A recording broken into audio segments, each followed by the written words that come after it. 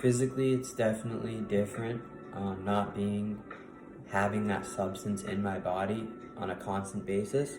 And that's actually a good thing because you get to see what it's like without it, and you get to grow in the way where you're constantly getting more and more away from the reality that you were in, where you were having physical effects of that substance use or of that behavior. And on this journey, I can say that after 11 months and 2 days with going without nicotine, I can say physically, um, I feel healthier. And that's just me being honest, not wishful thinking, not being biased or anything like that. I physically feel better, and I think that I've learned a lot that the more you take care of your physical vessel, the more that you are able to do more, especially with other things that are involved with your spiritual and mental and physical and emotional states of being in through all walks in life. I believe that the proper health will benefit you, and that's something I've taken with me from this, is to be aware of how I'm treating the body, because this is how I express and how my spirit is able to interact in this world, is through this body. So I've taken the opportunity to not only learn but always remind myself on a constant basis that I need to take care of this body if I want to live here for a long time and if I want to experience longevity. And that goes into all things that you do and all things that you should be aware of, how your physical actions are going to affect you in the long term. And like I said, I've been around a lot of nicotine, so when it comes to physically, there's a lot of videos on my channel where I talk about experiences of, when I've been around nicotine directly, and that's in the span of this consecutive 11 months and 2 days that I'm still in currently, in this journey that I'm still currently on of no nicotine. And I've been around many areas where smoke has been smoked, where people have been using nicotine, and around other people closely that have had nicotine in my vicinity and that could quite have possibly be breathed in. Yet throughout all this time, I was able to remain physically protected no matter what and regardless. And I am so glad, because in those moments I was tested, and in those moments I had the opportunity to make that decision for myself. I'm glad I stuck on the right path. I'm glad that I was able to physically protect myself and physically remain strong during times of challenge. So this will happen to you if you're on your journey. No matter what you're on your journey through, you're going to have challenges, and it's the way that you are able to respond to that challenge that is able to create your reality into your favor.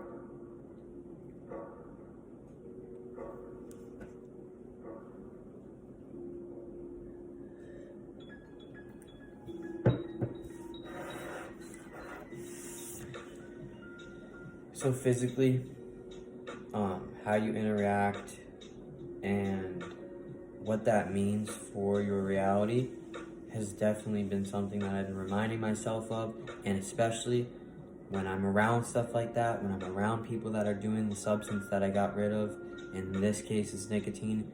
If you're watching this video, I'm talking to you, then you can have anything that that you stand on, that that you uphold, and that no matter what, you have this perspective. And that perspective can change, because you shouldn't stay stuck in any forms, and you shouldn't be stuck in any docile energy. And I'm telling you that if you are around those people, then persevering through that and not giving in is going to derive much strength in your path and much strength on your journey. I'll be right back with a short intermission.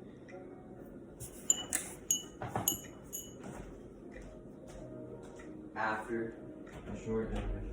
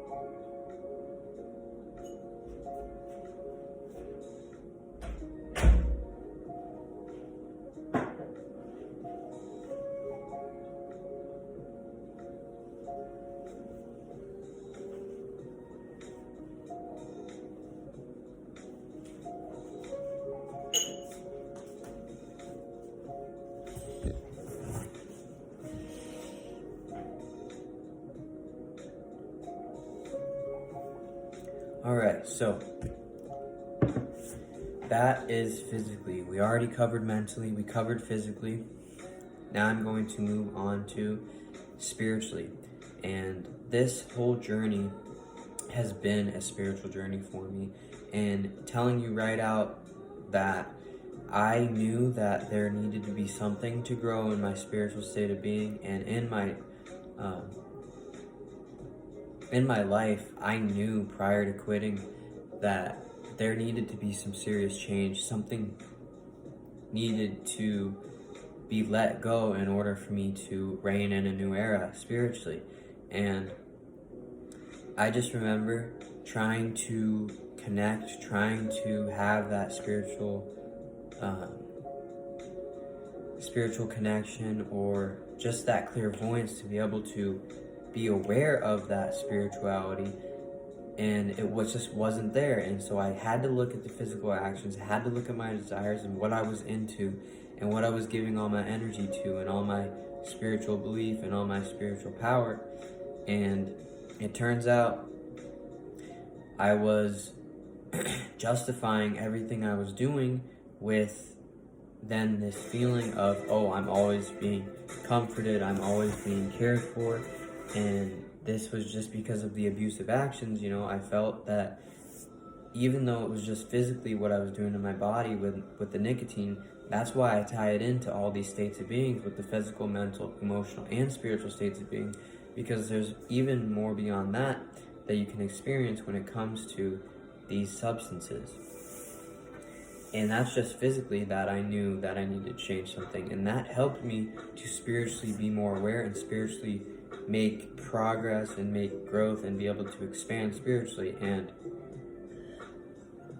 also develop more purpose, more spiritual purpose, where as before, I knew there was something for me, and it turns out that it was something that was there the whole time, something that I accepted into my life, and it just so happened to be, it was my nicotine addiction. And there's other things that we do, there's not just specific things only that I'm talking about right now, but you each have your own that you need to it's in your plan, it's on your path for you to grow, is to go through these experiences and to find out what is right for you and what is not right for you.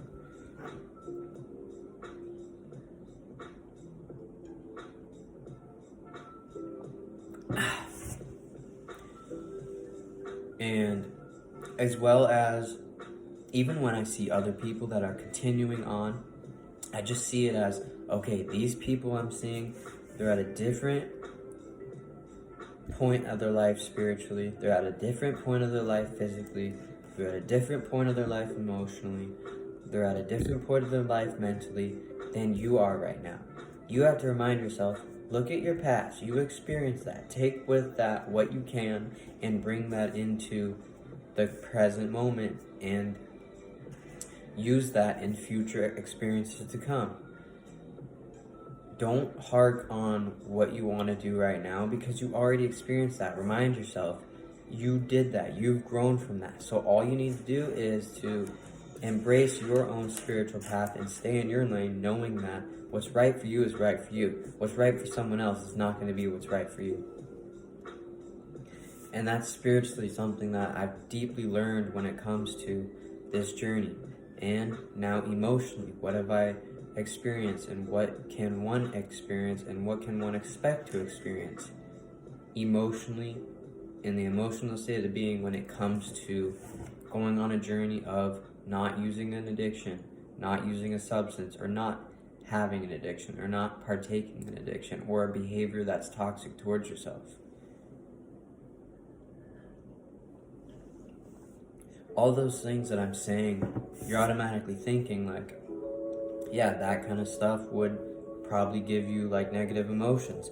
But it's tough, because if that's what you are around and that's what you've come to just physically be around and accept, then it is a little bit more difficult, because you're not ready to move on emotionally until you are ready, until you make that decision to do so.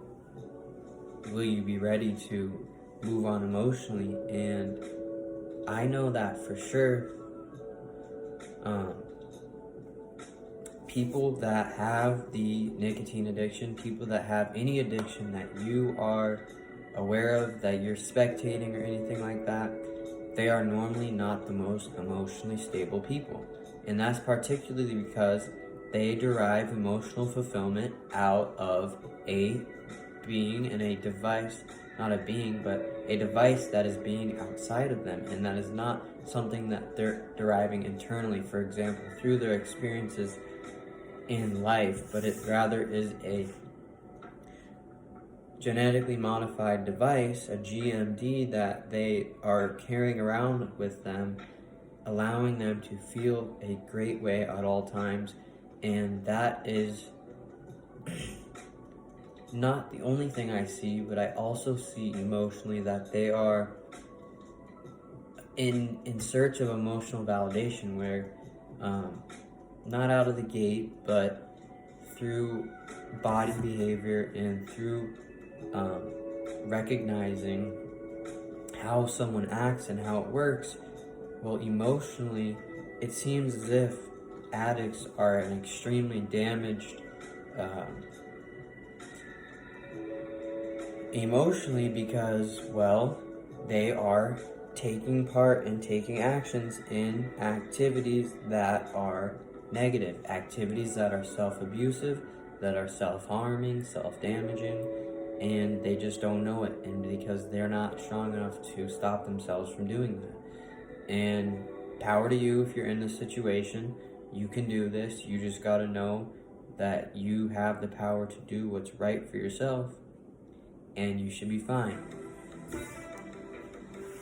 It's just, there should not be ignorance, because ignorance will only lead you to never changing and to staying the same old you no matter what happens.